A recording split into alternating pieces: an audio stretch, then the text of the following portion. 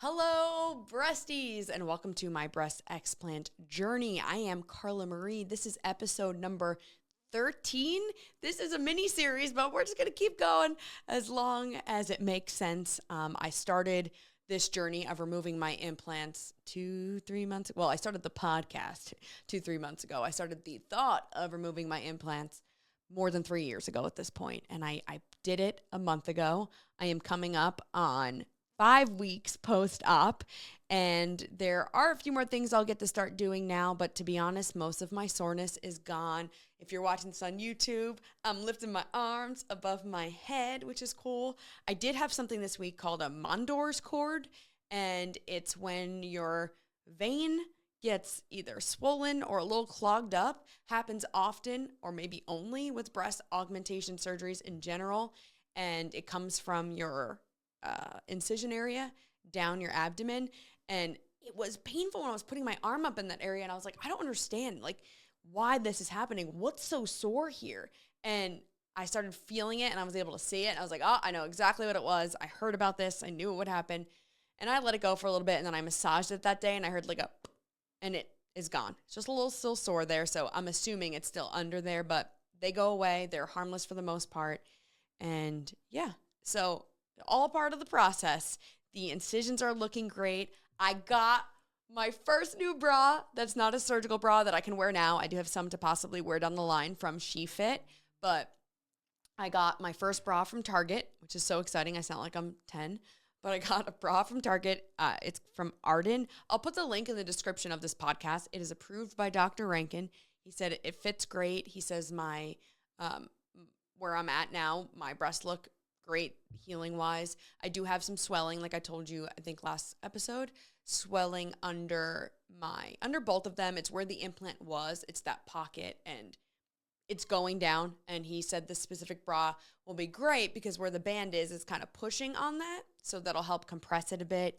It was last episode I talked about how the one incision, my right incision, looked a little bit more puckered than the left. When I went home after this podcast and did my massaging for that day, the puckering was gone. It was crazy. It was super flat. So we are on the road to recovery. I couldn't be more happy with my decision and how they look. I'm pumped. But today's episode, I do have a guest joining us. It is one of my newest breasties.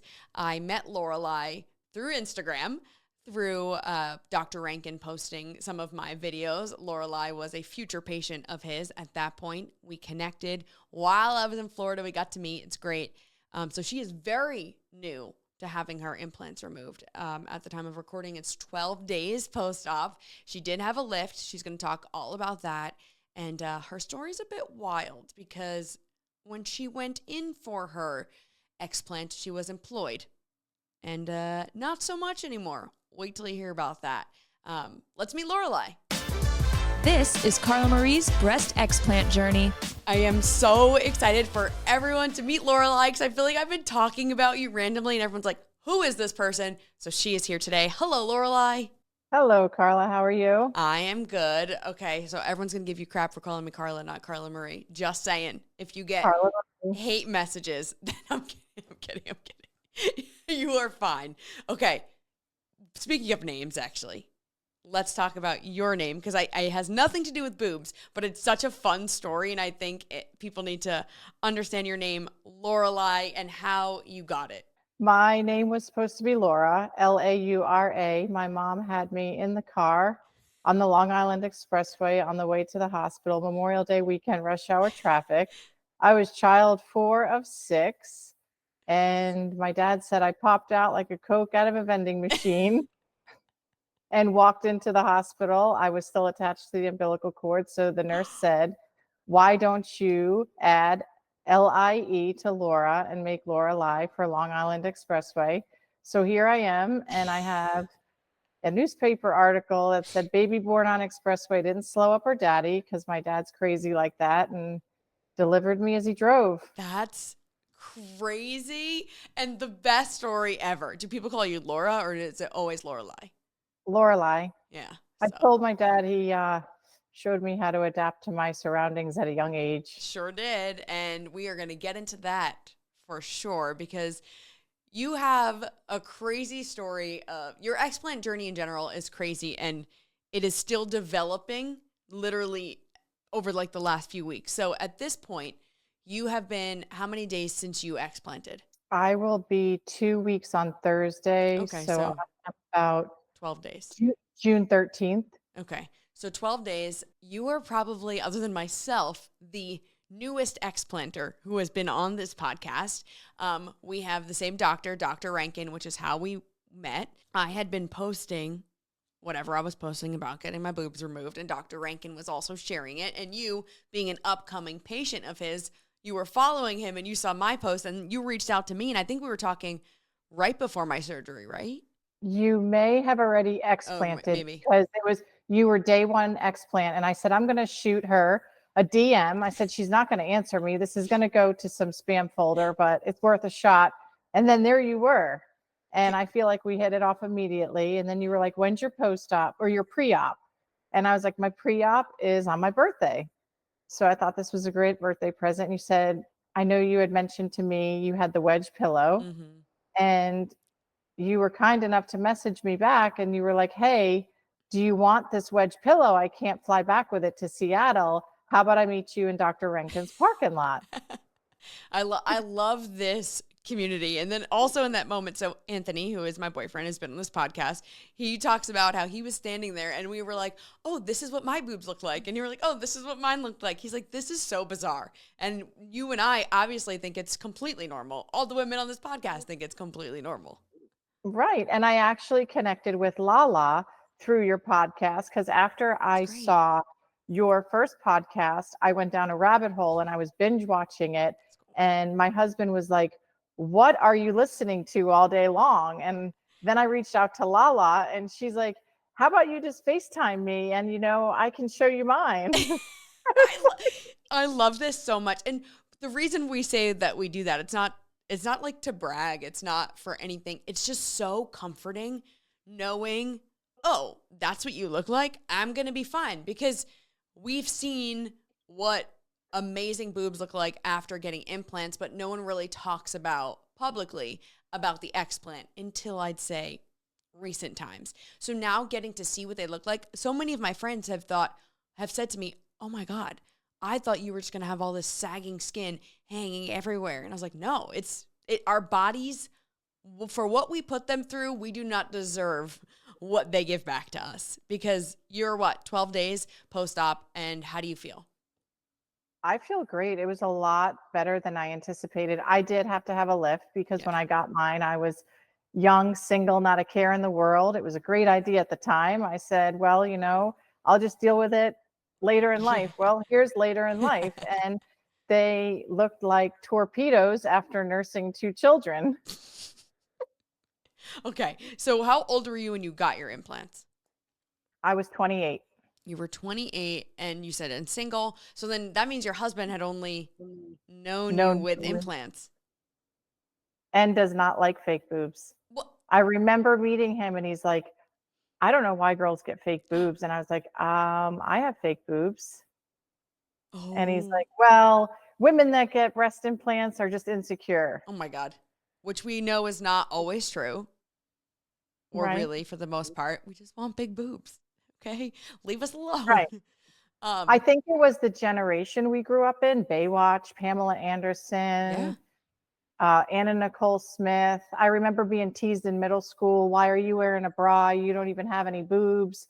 I still remember the kid's name that teased me all these years later. So Yeah, I mean, it's definitely subconsciously there. I think if we didn't have big boobs in our faces from, like you said, like the media, I don't think it's something that I would have wanted, but who knows? Here we are. We're past it.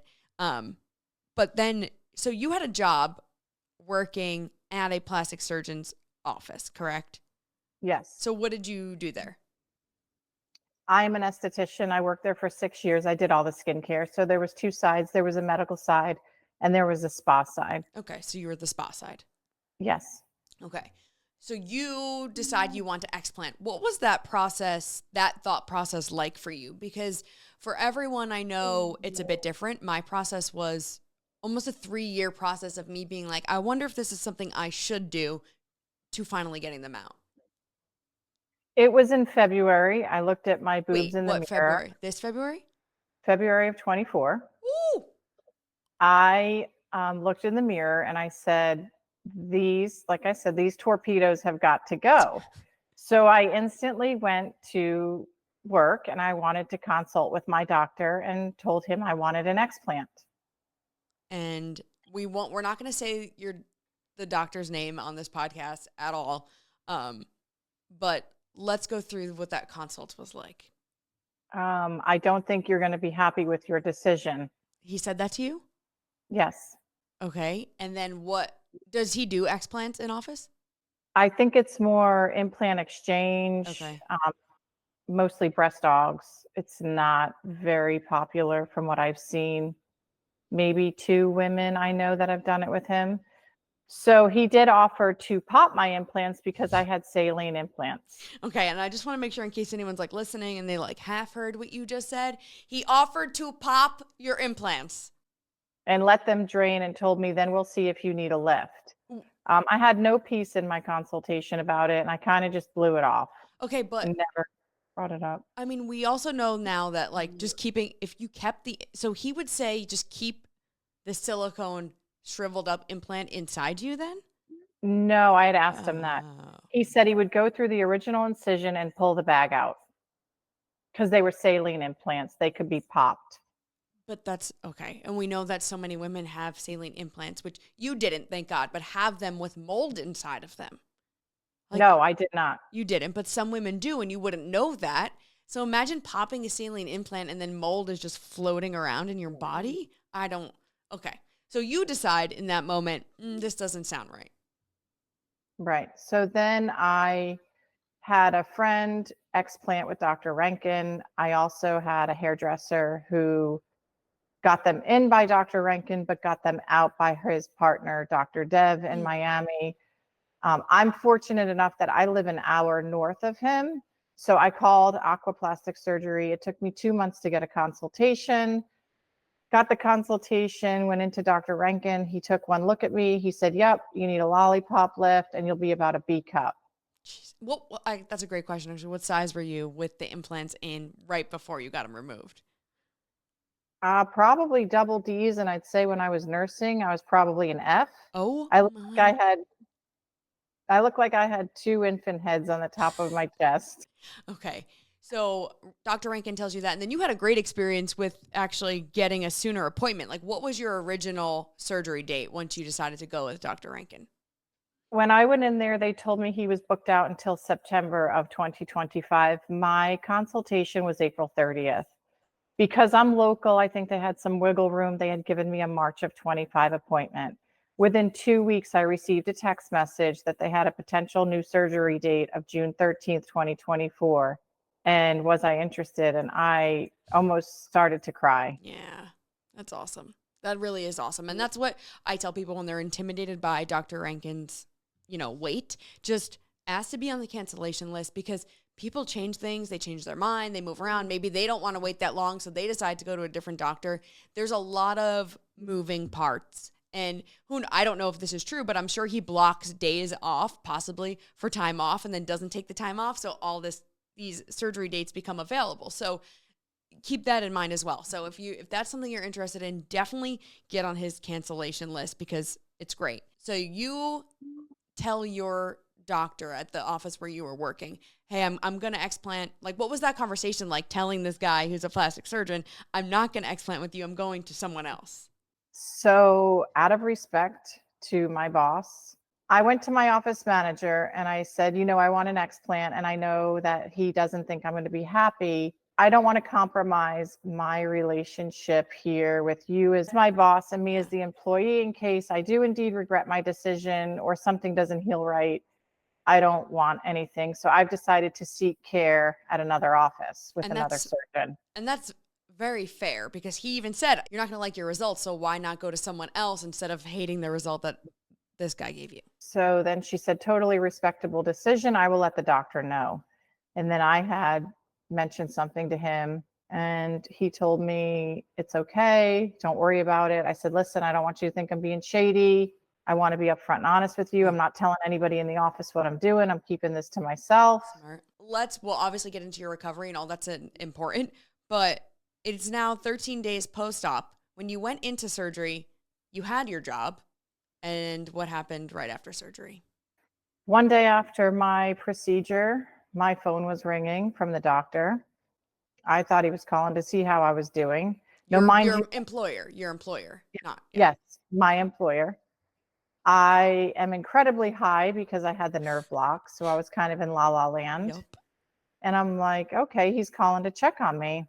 And he's like, hey, Lauralie, I just want to let you know that I'm taking the office in a different direction and you are no longer needed.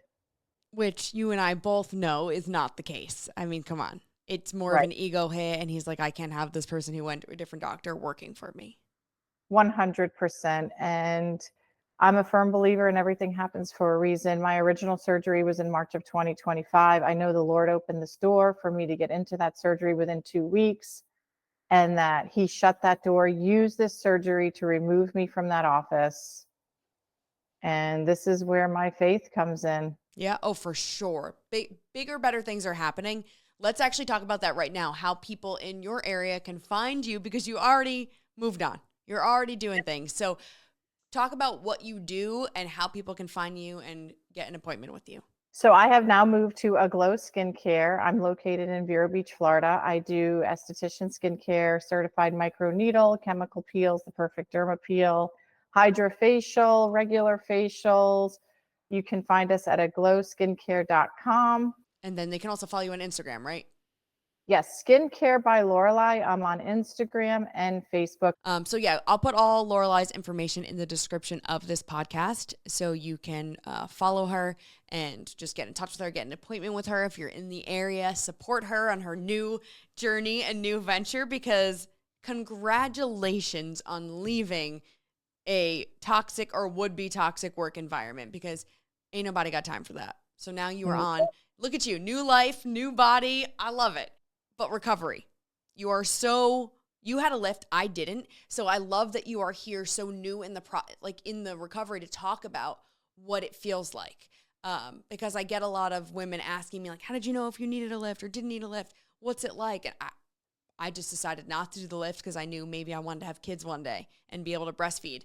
You're done with the kids. You already got them. So talk about your recovery process with the lift, its extra scars, all of that. So I have a lollipop lift, which is just right down around my nipple and down. I will tell you, I have hardly any bruising. I took the arnica silogen that they sold me at Dr. Rankin's office 2 weeks before surgery. I don't even think I really bruised. I have maybe got yellow a little bit. Same.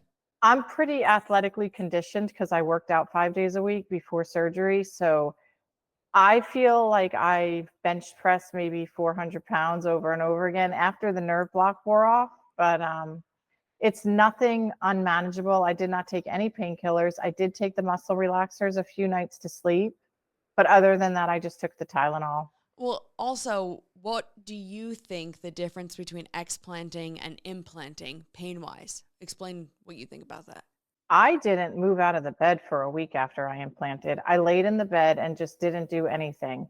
And with explanting, I was up walking around right after surgery. I was wide awake on the way home, which was a totally different experience. The anesthesiologist was over the top because I explained to her, I had an hour and 15-minute ride home. I don't want to feel like I'm loaded and intoxicated. So she took good care of me. I had a nausea patch on the back of my ear. I woke up perfect, feeling good. Yep. I'd say explanting was a lot better and it was easier than I anticipated, even with a lift. Same. I don't feel crippled or anything. Right. Paula, who is Dr. Rankin's anesthetist, is amazing. She's so fun. Yeah. You expect that job, I think, for them to be boring and super serious, and she is not. She is great. She's great at her job, obviously. And I told her, I was like, I get nauseous, and she was like, yep, we'll get you the patch behind the ear. I was 0% nauseous. You said when you got your implants, didn't you get really sick? I did. I was rough in recovery, and I was fearful of that going in for the explant because when I got implants, I was hyperventilating in recovery. So that That's was a big fear of mine going into the explant, but it was nothing like that at all. actually, I think I turned a corner. I think was it today when I woke up or yesterday? No, today. I started to notice that when I did my massage that my breast tissue wasn't as sore, if sore at all. And I talked about it in last week's episode, how my left nipple hurt so bad and I barely have that pain anymore. So it's exciting, like getting to that point of, oh, wait, that's gone. So just wait. You'll be here soon. 3 weeks, you'll be here. You did you do take things for granted, like definitely bathing yourself, doing your own hair. My daughter actually did my hair Oh, looks today. great. She washed and blow dried it for me. She's 10. That's amazing. So she's working at the Habibi salon now, you're telling me. She is. So being 12 days out, how do you feel about the look of your new breast without implants? I absolutely love it. Which is And crazy. I haven't really even been able to wear normal clothes because I have to wear button-ups. Mm-hmm. And I can already tell I can't wait to see how my shirts are gonna fit. I don't feel like my buttons are busting out. I felt so top heavy, swollen. You didn't really think you had symptoms of breast implant illness, though, correct? Like, that's not why you explanted. No, I just wanted to get them out. They would have been 17 years old in October, and I was just they were so heavy. I actually have them here with me if you want to see Go them. for it. So if you're watching this on YouTube, you'll get a little extra show opposed to listening it. You get to see Lorelai's implants. So I got these as a little door prize on my way out. I know. My dad keeps telling me he wants to use one as a doorstop. They're very heavy and but nothing looks abnormal. I mean, they're clear, That's but they're great, though. definitely heavy. Yeah, after 17 years and they look like that, that's amazing. But like you said, they get heavy on your body. You breastfed 2 children. Like your breasts look completely different now than they did when you got them in, which was actually one of my concerns of what it looks like after being pregnant or during pregnancy. I can't imagine how heavy they were on your body then. They were, and I didn't even think about it when I got my implants in. I was single, like I said, kids weren't on my mind. I was blessed that I was able to breastfeed. That's Yeah, they were ginormous. okay.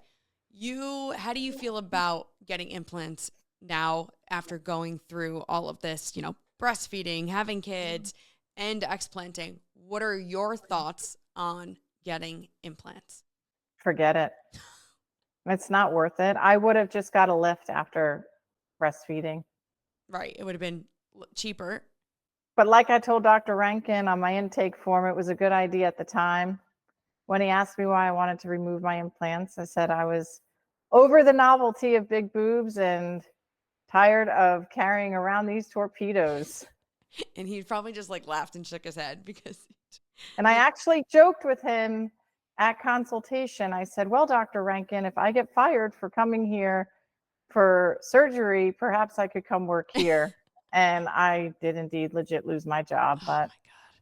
It's crazy. So you say that implants are not worth it. no, I don't think so at all. That's it. That is a No, bold statement. And I love that you're being that honest about it because you said before getting pregnant, you had how many years of great boobs about 7. out of the 17? From about 2007 till about 2013 when I got pregnant. And then they were okay, but they were never what they were. Yeah, I just don't think it's worth it or the money. true. But this was an absolute blessing that I was able to even have this done, that it was moved up so quickly. I was incredibly fortunate. Actually, at one of my post-op appointments, I saw a lady in the waiting area and I was like, how many days post-op are you? She's like, I'm 1. I was like, how many? I said, how long did you have to wait to get in here? She said 2 years. And she flew in from Minnesota. See, it is harder when you fly in because you have to kind of plan that. And that would have been my case as well, but I have a very flexible lifestyle. So I didn't have to Right. worry about kids. I didn't have to worry about work because I just took work with me or I took off. So I was very lucky to be like, just put me on the cancellation list. I'll drop everything and be there. I even passed on my first date. My first date was supposed to be in February, and I couldn't make it happen. So, like I said, get on that cancellation list. But you still have your follow-up appointment. So you will do yours in person because I don't live in Florida or anywhere near Dr. Rankin. I will do mine virtually. So do you have yours scheduled yet? Yes, it's at the end of July. So I'm not at the massaging part yet. I got to reread my notes, but I will say top-notch facility, aquaplastic surgery from start to finish with follow-up care, what to expect, what to do, over the top. Yeah, they are on their A game. Like, they're just And incredible. you really want to go to somebody that specializes in explants because, like my husband said, it's a lot easier to blow them up than to deflate them. I love it. I love it. Okay, so is your daughter nearby? She is. I will Okay. go get her. No, wait 1 second. So you have been watching on YouTube the episodes of my breast explant journey with your daughter Georgia, who is how old is she? She's 10. She's 10.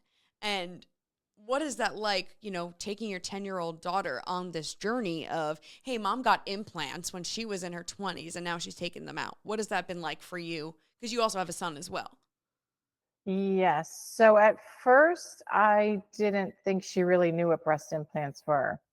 And then she just asked me, she's like, Mommy, do you have implants? And I was like, I can't lie to her because if I lie to her, she's not going to trust me. And I said, yes. And she's like, well, how come I've never seen the scar? Well, the surgeon that put him in did an amazing job. He went through the nipple. You could barely see the scar. And then my son is so confused. He saw my implants and says, oh, Mommy, is that where the booby milk was? So I don't really draw attention to it because he's so confused. But he'll get it one day.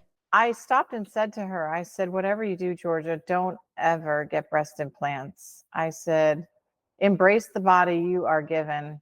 And she's like, oh, no, Mommy, I won't. Good. We love to hear that. Is she nearby? Because I know she really wants to be a guest on the podcast. She is. Hello, Miss Georgia. How are you? Good. So what went through your mind when you first heard that your mom had to go get a surgery? Did you even know what it was about? I mean, like my mom, I didn't know what it was about until my mom told me about it. But I feel like my thoughts when she told me about it, I was like, what? I was like kind of confused at the same time. But then when she explained it to me a little bit more, I got to know what it was. Right. Okay. So then you learned that your mom put these plastic things in her body when she was younger. What did you think about that? I thought it was kind of like an impulsive decision. It was.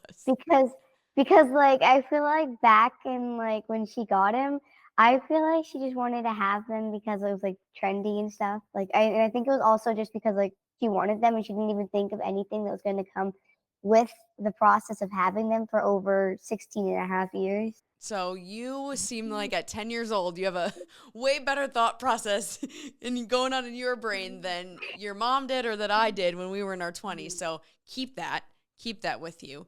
Do you think that your generation, you're 10 years old, do you think that people your age are less likely to get things like implants because you just understand that you should appreciate your body better than maybe people like your mom or I did?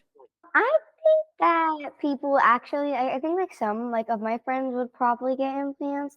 But if I to be honest, I'm not getting them because of what I saw my mom go through, especially because I don't, well, I mean, hey, the good part about it, you don't have to do dishes and stuff for a couple weeks. So that's the good thing about it. But the negative side, you're going to be sore for about 3 weeks. And it's a lot of money. I know you probably don't understand how much money any of this is yet, but it is a lot of money. You could buy a car. You could put a down payment on a house. You can buy a whole lot of clothes. There's a lot of things you can do with this money. Mom told me, she's like, I got this much money. I'm like, oh my gosh. Yeah, no, not worth it. So yeah, tell all your friends about this, about breast implant illness, so that we can maybe make the next generation appreciate, or I guess 2 generations after us, appreciate what you have, because you are beautiful. I didn't even have to see you today, and I know that you are beautiful the way that you are. So we need you to keep spreading the good word. Well, Georgia, thank you for being here. You can hand the headphones over to your mom. I appreciate you listening with her too. Bye. Bye. Lauralie, you did a good job with that one. She's a pistol, that one. She runs me. I know you had asked me if I had any symptoms, but I will tell you, I don't feel winded when I walk upstairs anymore. Yeah, I noticed that less for me as well. Isn't that wild? And like, I feel like my sinus cavity is a little bit clearer. So perhaps maybe I had a little bit of something and I just ignored it. And it's only going to get better from here. We have a very long road to full recovery, which is crazy to think how great we feel now and how much better it is going to get. One last time, where people can find you if they want to come in and get all the lovely facials and hydrofacials and all the things, where they can find you. You can find me on Instagram and Facebook, Skincare by Lauralie, and I will be at a Glow Skincare Spa. Yeah, I I'm guess returning to work next week. Yeah, I was going to say, you got to recover a little bit longer. Lauralie, thank you so much for being here. Thank you for allowing Georgia to be on the podcast and to listen. Appreciate it very much. I'm so lucky that this journey that we ended up on brought us together. I'm so lucky to have a friend going through this with me now. It's incredible. I know. I feel like we just hit it off, even though I literally just met you like a month ago. And Georgia's already asking when I told her I was going to be on the podcast. She's like, "Oh, are we flying to Seattle?" She's like, "I'm ready." You guys can stay over. You can snuggle with the cats whenever you want. Absolutely. Thank you so much for watching or listening to my breast explant journey. Even if you don't live in the Florida area, give Lauralie a follow, because follows, likes, and comments are free and they help small business owners way more than you think. So thank you for doing that. If you have any questions, you can email me, hello@carlamarineanthony.com. You can also reach out to me on Instagram. It's the Carla Marie. And please listen to the Morning Show podcast wherever you get your podcasts. That's my day job. So link below. Also the Carla Marie and Anthony show. That's 3 mornings a week. But I'm telling you all of this as we're on vacation next week. So there will be no new episode of my breast explant journey. Taking the week off. It's 4th of July week. I hope you get some time to chill out too. And then I'll be back with a new episode number 14 after that. Thank you again for being here. I appreciate you caring about this, whether you have implants or not, and just supporting me along this journey. Seriously, cannot thank you enough from the bottom of my heart. I appreciate it. Peace out, breasties.